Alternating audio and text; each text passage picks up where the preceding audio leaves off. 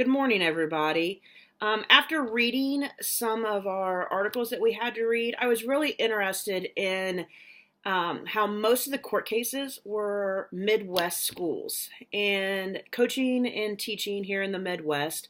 Some things that I have noticed was Iowa basketball. In 1993 was the last time Iowa girls basketball, high school, was 6-on-6. And those of you who don't know what 6-on-6 is basically only two people on your team are allowed to run from one end of the floor to the other end of the floor.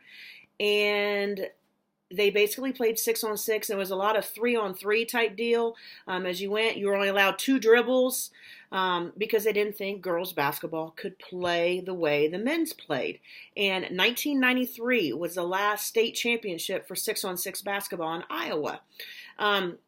Fast forward quickly to the WNBA going on right now. I know there's a lot of controversy going on right now about the amount of money that these WNBA athletes are being paid, which is not equivalent whatsoever at all to what the men's is. And I know sponsorships, TV time, ticket sales is all a big part of that.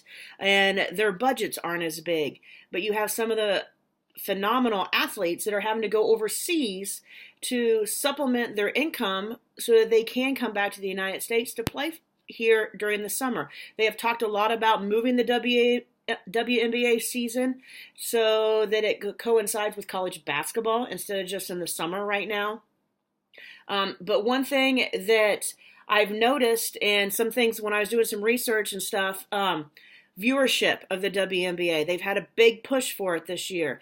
And the viewership has increased. There's been like 5 WNBA games on ESPN this summer so far.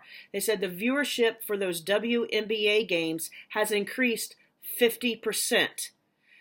That's a big increase for the WNBA. And I know they've done a lot of things to try to get people in the seats at WNBA games. Washington Mystics played before the Capitals hockey game where they clinched the Stanley Cup. And they had a watch party for the Capitals. You could come to the WNBA game and then stay for the watch party. That bottom arena for that event was packed.